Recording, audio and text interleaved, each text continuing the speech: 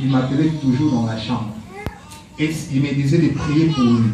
À chaque fois que je priais pour mon père, il était toujours guéri. Je me rappelle encore, il était tellement souffrant, il m'appelle, il me dit, prie pour moi. Et quand je me suis mis à genoux, quand j'ai prié, après quelques temps, il était guéri. Je lui ai demandé qu'est-ce qui s'est passé. Il m'a dit, c'est parce que tu avais prié. Et quand j'ai grandissé, tout sujet qu'on me donnait pour prier, si je me mettais toujours à genoux pour prier, il y avait toujours des soucis. Et Dieu me parlait que ça s'est passé parce que la prière rencontrait la volonté de Dieu et ça rencontrait les temps de Dieu.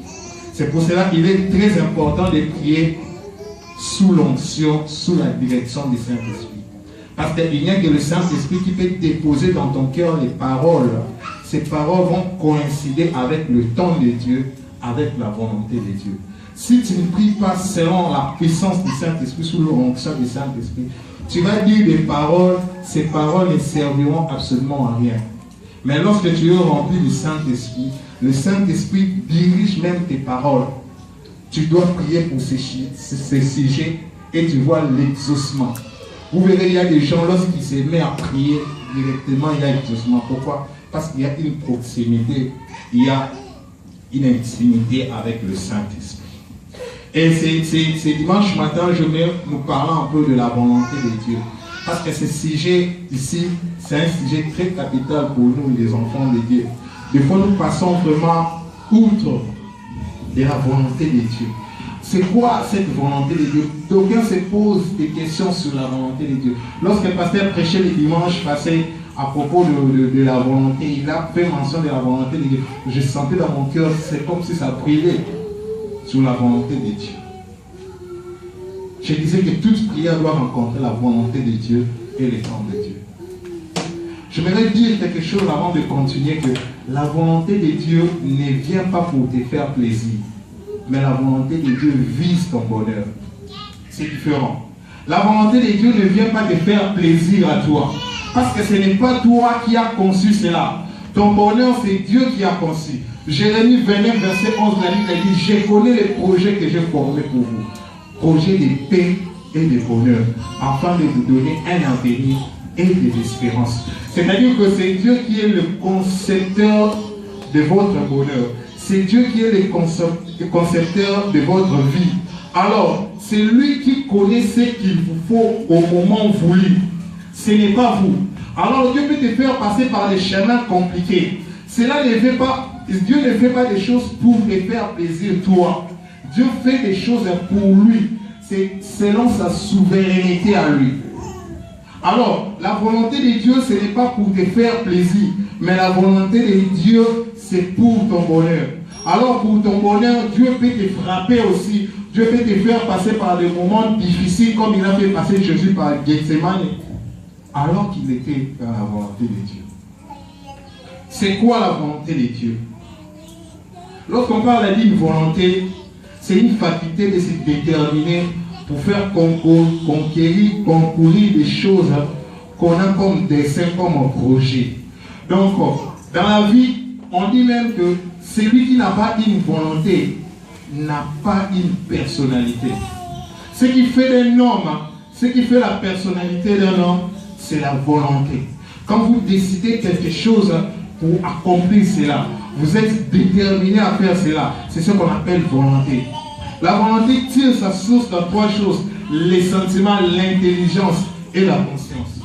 Mais je vais vous parler aujourd'hui de la volonté de Dieu. Le premier passage que nous venons de lire, la Bible, Jésus nous montre comment il faut prier.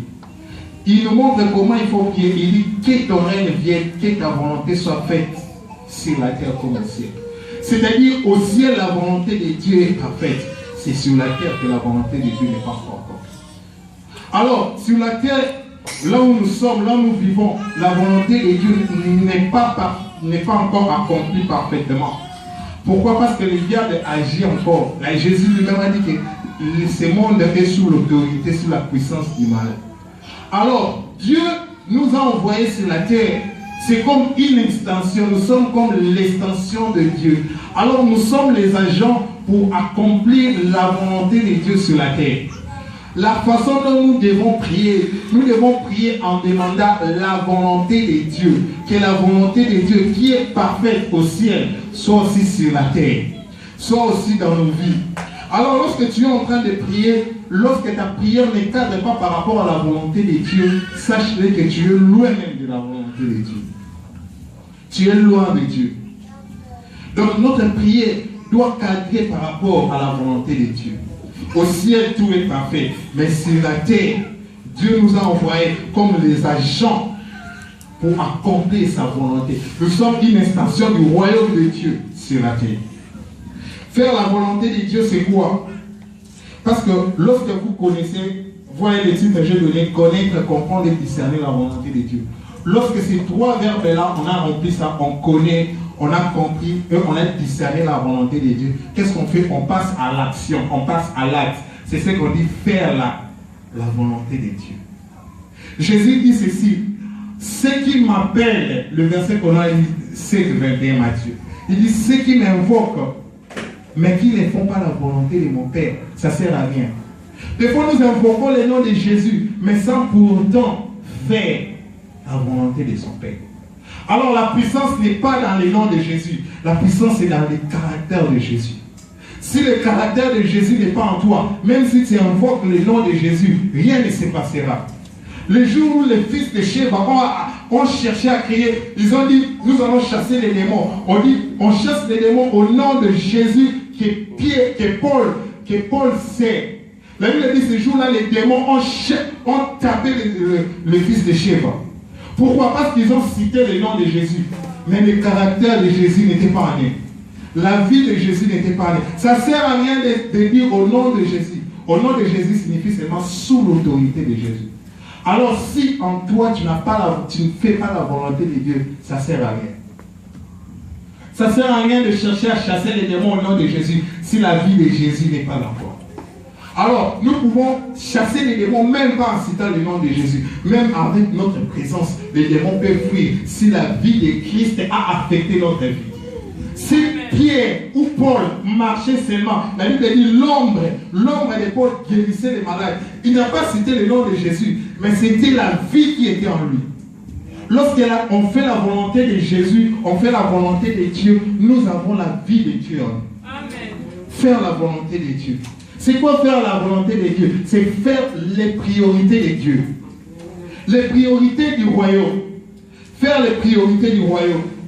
Jean chapitre 5, verset 30. Jésus dit, je ne suis pas venu faire ma volonté, mais faire la volonté de mon Père.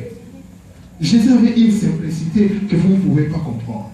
Il se présente même pas comme lui, mais il se présente comme celui qui l'a envoyé. Faire la volonté du Père. Très important. Il faut faire les priorités du Père.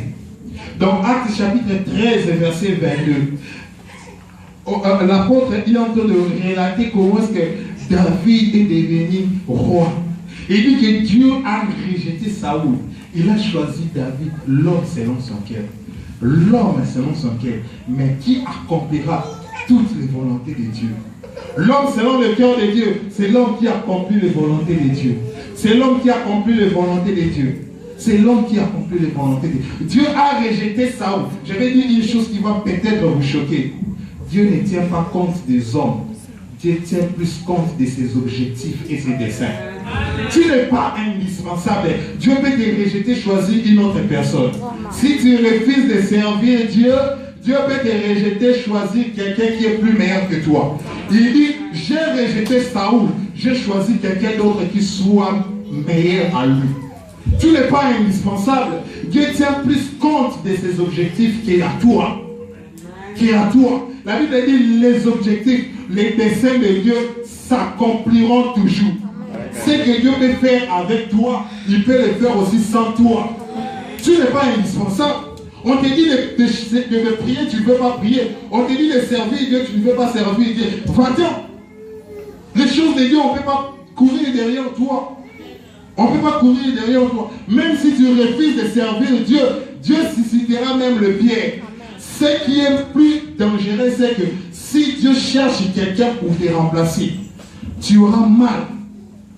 Tu auras très mal. Parce que la personne là fera toujours mieux que toi. C'est pour cela quand on me donne une charge à faire, je le fais mieux parce que je sais peut-être que celui qui est assis au banc est plus meilleur que moi. Alors je dois faire mieux. Je dois me donner dans la chose de Dieu. Pourquoi? Parce que je suis un fils. Vous savez, un fils connaît les priorités du Père. Si vous êtes réellement le fils de Dieu, vous devez connaître les réalités de votre Père. C'est au fils que le Père offre le cœur. C'est le Père parle avec un fils et lui dit des choses. Quand je grandissais, mon père commençait à m'appeler, il commençait à me dire des choses sur ma famille, des choses sur moi. Je commençais à comprendre les priorités du Père. Faire la volonté de Dieu, c'est faire les priorités du royaume.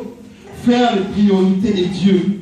Ces jours-là, Pierre, toute la nuit, n'a pas reçu le poisson.